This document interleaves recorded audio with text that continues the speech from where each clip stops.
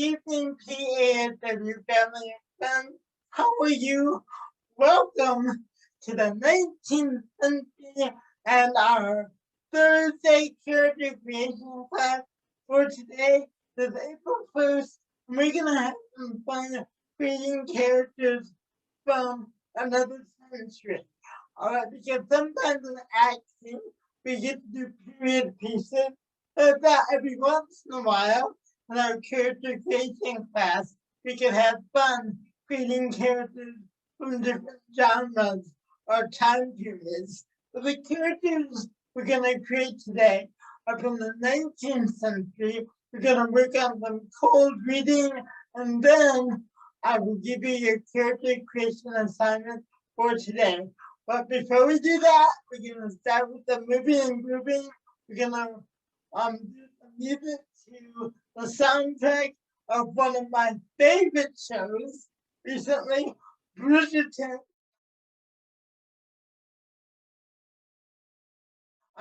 We will not be doing lines from Bridgerton because we won't be. But I love the show Bridgerton.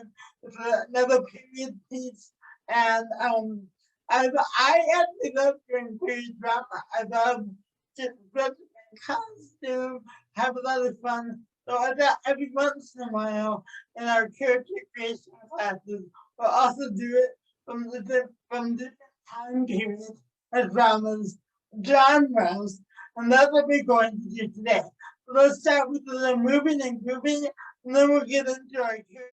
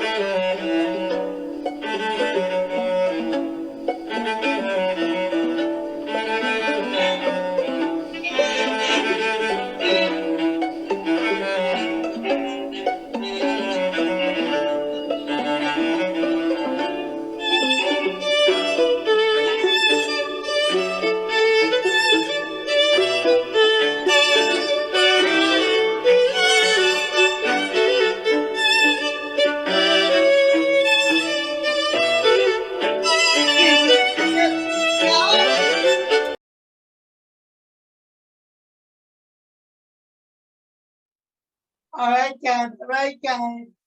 Great warm up. Today we're gonna have a lot of fun. We're going to imagine that we're in another century, not the 21st because now we're going way back in time. We traveled all the way back to the 19th century, and we're going to do some words and texts from an author named Jane Austen. She was a writer in the 19th century, wrote many novels, and some of her novels were turned into films, like Pride and Prejudice. So we are going to look at, we're going to go through four verses that we'll work on, four below short monologues. And then let me give you your character, basic character work for today. So let's go to the first one, and as usual, you'll see the whole verse. I'll coach you through it. We'll come back, shake it out, and go to the next one. Okay? So let's go to the first one. Okay, guys, and as with all of these, imagine who you might be talking to, and repeat after me if you need to. There is no charm equal to tenderness of heart. Who would you say that to? Someone who just swept you off your feet. There is no charm equal to tenderness of heart. Who are you saying that to? Look at them. Say this one more time. There is no charm equal to tenderness of heart. Good, guys. Good job. Good job. Take that out. And again, keep on sending the emotion. Again, you're living truthfully and be the imaginary circumstances. Only be the imaginary circumstances are taking place in the 19th century, okay? So let's do it again. Let's go to our next one. Okay, guys, for this one, imagine that you're giving advice to someone. Your sister has come to you about a boy she likes who you think is very selfish. So you are giving advice, okay? There are people who the more you do for them, the less they will do for themselves. So as always, repeat after me if you need to. You're coming from that place of, oh my God, this guy is such an idiot. Don't even go out with them. They're too selfish. There are people who, the more you do for them, the less they will do for themselves. Good, let's try that one more time. There are people who, the more you do for them, the less they will do for themselves. Good, good, good. Very good, very good. Alright, good, good, good. Let's check that out. Let's check that out. Good. Okay, let's go to our third one. Okay, guys, for this, I want you to imagine you're giving advice to someone who's feeling really bad about themselves. It isn't what we say or think that defines us, but what we do. Come from a place of wanting to cheer up somebody you love. Maybe it's a little brother or sister, a friend. So come from a very loving, compassionate place. It isn't what we say or think that defines us, but what we do. Here you go, let's try that again. It isn't what we say or think that defines us, but what we do. Okay, let's try that one more time. It isn't what we think, say, or think that defines us, but what we do. Very nice, guys. Very nice. You guys are doing so great. I'm so proud of you. Is that good? Let's check it out. Let's check it out. Good. And let's go to our final one. Okay, this one, guys, I want you to imagine you're talking to a friend about your desire to be happy. Okay? And you're just because ready, so just repeat after me. I wish as well as everybody else to be perfectly happy. But like everybody else, it must be in my own way. Good, let's try that again, nice and slow. I wish as well as everybody else to be perfectly happy. But like everybody else, it must be in my own way. Good, let's do that one more time, guys. You guys are doing so great. I'm so proud of you. I wish as well as everybody else to be perfectly happy.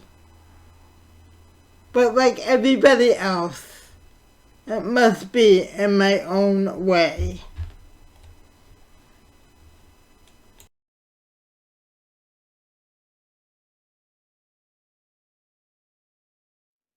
right, good. Fourth one, good, good, guys. Shake that out. Shake that out. So here is your character creation assignment for this week. And again, I'm going to let you create from your imagination. I want you to imagine you're a gentleman or lady of a grand estate. You're a very wealthy lady or gentleman, and you're having a party at your mansion. So what I want you to do is create a character that is welcoming everyone to a party at your mansion. So for example, you may do something like this. Hello, I'm Lady Agatha Montgomery, and welcome to my estate. You're going to have a lovely party today, so please enjoy yourself, dance, enjoy the delicacies, and thank you all so much for coming to my mansion. So again, you can either create a character where you're welcoming someone to a party at your mansion, where you can use your imagination. That's choice one.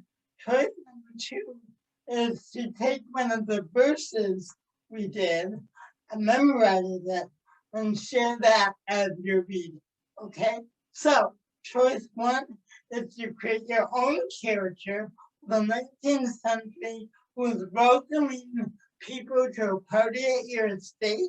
So you would use your name, your character name, and then welcome everyone to your party at your mansion or estate.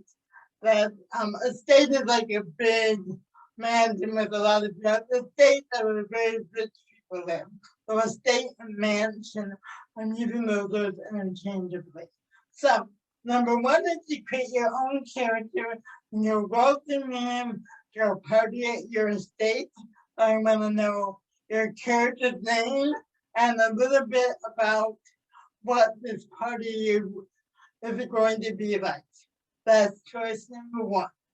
Choice number two, I'm also filling out the text that we worked on today, the 4 people that saying often text. And you can memorize 1 or 2 of them or all 4, doesn't matter. And you can put yourself on videotape or voicemail and send that to me. Again, I will put all these in an email, which I will send out tomorrow. I can do it every Friday. So again, you always have a choice for this week for character creation. You can create your own character. Somebody from the 19th century with welcome you to a party at your estate, at your big mansion, or you can take one of the texts that I'm going to send you that we worked out today and record that and send me either a video or audio. And again, that's up to you. You can do 1, you can. If you want to do 2, you can. 3 or 4, that's up to you. Whatever you want to do is fine. So those are your 2 choices for your character creation for today. We will probably come back to the 19th century for some other classes.